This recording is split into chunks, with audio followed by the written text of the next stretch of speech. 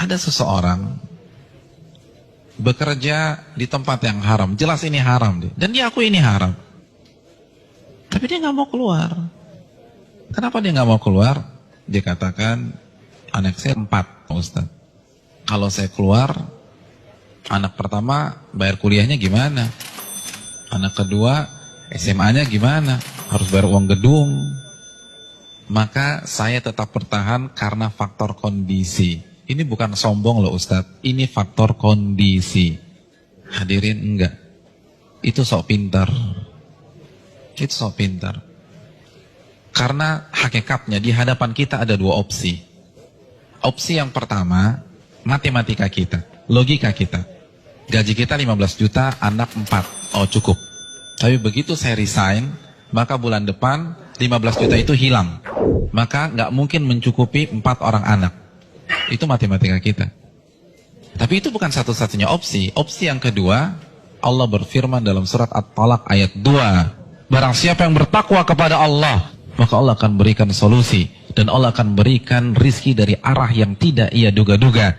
Namun karena kita merasa paling pintar, kita pilih opsi yang pertama. Karena kita lebih yakin dengan matematika kita daripada janji Allah Subhanahu wa Ta'ala. Bukankah itu sok pintar di hadapan Allah dan merasa cerdas di hadapan Allah Subhanahu wa Ta'ala? Inti dari semua kedurhakan itu merasa pintar, bukan kondisi. Merasa diri besar, merasa diri kuat menahan azab Allah pada hari kiamat. Rekan-rekan yang dirahmati oleh Allah Subhanahu wa Ta'ala, ini masalah dari dulu. Karena iblis itu menggunakan teori ini. Kenapa iblis divonis kafir? Kenapa iblis divonis kekal di neraka? Karena ketika dia disuruh sujud, dia katakan apa? Enggak, ana khairun minhu, aku lebih baik daripada Adam. Engkau ciptakan aku dari api dan engkau ciptakan dia dari tanah. Saya ingin tanya, yang diserang dengan statement ini itu siapa rekan-rekan sekalian? Yang dibodoh-bodohi itu siapa? Allah, bukan Adam. Apa maksudnya? Ulama mengatakan maksudnya, ya Allah, engkau perintahkan aku sujud kepada Adam, sedangkan dia dari tanah dan aku dari api. Ini perintah yang tidak masuk akal, gitu loh. Ini perintah yang bodoh. Kalau bahasa Arab, ini nggak worth it banget nih Allah, gitu loh. Makanya kan Allah langsung habisi dia. Aba wastakbara wa kana minal kafirin. Ini bukan hanya semata-mata sujud hadirin. Ini lebih besar dari itu. Nah begitu juga dengan orang yang banyak maksiat sekarang. Ya nggak mungkin lah ada orang mengatakan ngaku muslim gue lebih pintar dari Allah. Enggak lah. Tapi dengan cara dia membantah ayat Allah, menolak hadis Nabi, itu kan rasa pintar. Merasa pintar. Akhirnya dibantah, dijawab. Hadirin, simpel aja, saya kasih 2 contoh dalam masalah ini. Asy-Syu'ara ayat 61, ini jelas. Ketika Allah perintahkan Nabi Musa untuk lari, untuk keluar dari Mesir. Lalu apa yang terjadi? Dan ketika kedua kelompok itu sudah saling melihat, Fir'aun sudah melihat Nabi Musa di hadapannya, dan Musa kalau menoleh sudah melihat Fir'aun. Innal mudrakun. Maka sebagian pengikut Nabi Musa itu mengatakan kita akan tertangkap. Kita akan tertangkap. Kenapa? Depan laut merah, belakang Fir'aun. Logika main, ketangkap. Matematika main, ketangkap. Lalu apa kata Nabi Musa? Qala kalla, bukan begitu. Inna ma'iya rabbi sayahdin. Sesungguhnya Allah bersamaku dan Allah akan memberikan petunjuk. Maka setelah Nabi Musa berbicara demikian, baru Allah wahyukan anidrib bi'asakal bahra fanfalaqa. Pukulkanlah tongkatmu ke permukaan laut, maka laut pun akan terbelah. Ada 2 sikap yang kontradiksi. Yang satu, begitu melihat kondisi real di lapangan, langsung menggunakan akalnya. Kita ketangkep nih. Tapi Nabi Musa enggak. Beliau merasa bodoh di hadapan Allah. Maka beliau tidak menggunakan pemikirannya, tidak menggunakan logikanya, tidak menggunakan matematikanya.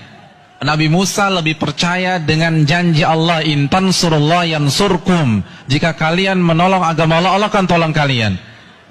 Orang nggak akan bisa seperti ini kalau dia nggak merasa bodoh di hadapan Allah. Hadirin, saya ingin bertanya, pengikut Nabi Musa itu siapa sih? Bani Israel. Bani Israel itu bodoh atau pintar? Pintar. Dan Nabi Musa adalah anak bangsa Bani Israel yang tercerdas pada saat itu. Yang satu merasa bodoh, yang satu merasa pintar.